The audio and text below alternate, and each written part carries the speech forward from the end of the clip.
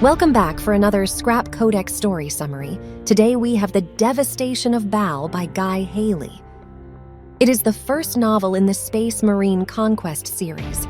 It chronicles the invasion of Baal by the Tyranid Hivefleet Leviathan and the last stand of the Blood Angels against it. The novel begins with the Blood Angels and all their successor chapters mustering at Baal, as the Tyranid Hivefleet is on its way to their home planet. In order to deny it precious resources, the Blood Angels burn away countless planets in Hivefleet's path through Exterminatus. While en route to Baal, Captain Irwin encounters an abandoned strike cruiser, a trap set by the Tyranids. His ship is attacked, but the Space Marines are able to escape into the warp. The effects of the translation destroys the surrounding Tyranid ships. However, despite his captain's warnings about potential infestations, Irwin presses his journey to the homeworld. Unbeknownst to him, a Tyranid pod infiltrated his ship and manages to land on Baal, hatching a Tyranid lictor. In the meantime, the Blood Angels librarian Mephiston shares a prophetic vision of the tragic fall of Cadia and of the cornate demon Kabanda with Dante. Dante proceeds to hold a meeting of the Red Council with all of the Successor Chapters. Through an overwhelming majority, Dante is chosen as the commander of all Blood Angels to lead them in this crisis. Dante sends away all the Blood Angels' gene seed stock off-world to ensure the Blood Angel lineage's survival should they fall. He proceeds to fortify their fortress monastery, the Arx Angelicum, in anticipation of the inevitable war. Blood Angels prepare the people of Baal and its moons for battle, exempting only children and the infirm. Their fleet stands ready to prevent the Tyranid Hivefleet from entering Baal's atmosphere. They deploy the Death Company, a specialized unit of Space Marines who are consumed by a permanent, debilitating psychosis known as the Black Rage. They also fortify their fortress with a moat filled with a deadly liquid organism that drains anything of its moisture within seconds, called thirst water. The Tyranids' approach is heralded by earthquakes caused by the gravitic disturbance from their hive fleet.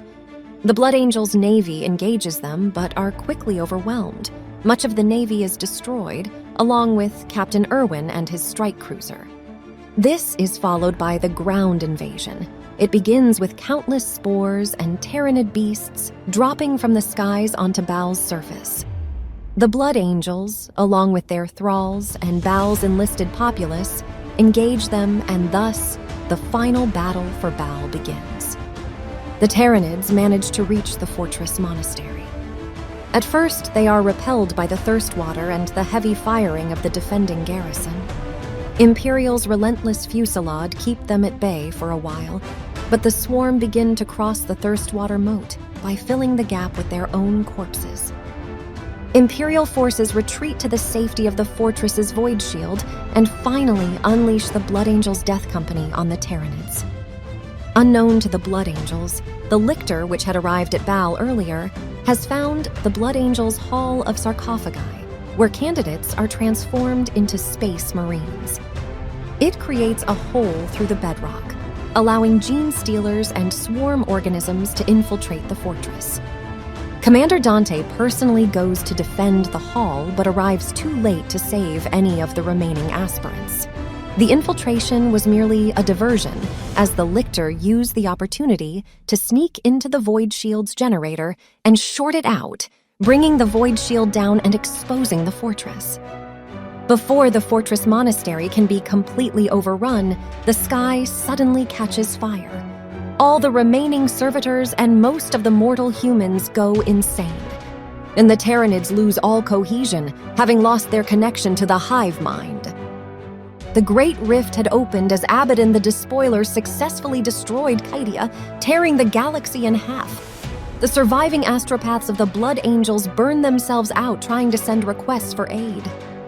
The pause in battle created by opening of the Great Rift allows the Blood Angels to regroup for one final suicidal assault, but the rift also lets Kabanda land on Baal with an army of cornate demons. While leading the Blood Angels in combat, Dante has a sudden vision of Sanguinius's final moments, but he is pulled back from being engulfed by black rage with the sudden arrival of the ethereal, winged entity known as Sanguinor, who seems to be leading the Legion of Damned, a mysterious band of space marines which appear unbidden when all hope seems lost. Taking heart, Dante engages the Tyranid Swarm Lord in battle. Their bloody clash is ended with Dante's impalement on the Swarm Lord's blade, but Dante manages to destroy the Swarm Lord's head with his pistol. Dante falls to the ground and dies. He opens his eyes to find himself in the presence of his gene father, the great angel Sanguinius, who sorrowfully tells him that although Dante is his greatest and most dutiful son, he has not earned his death as the Imperium still needs him. Despite Dante's pleas for final death, he wakes up to find himself surrounded by Blood Angel apothecaries, with the battle curiously over. Dante takes note of a new kind of space marine standing among the Blood Angels. He is informed that they are the Primaris Astartes. He is then led by his brothers to meet the Primarch of the Ultramarines, Robert Guilliman, who tells him not to kneel as he considers Dante his equal.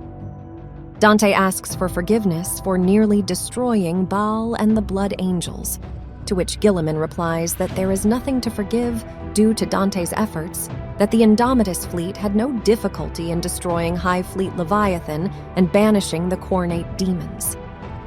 The novel ends with Guilliman and the Indomitus fleet departing, having left the Blood Angels' resources to rebuild Baal and Primaris space marines to replenish their ranks.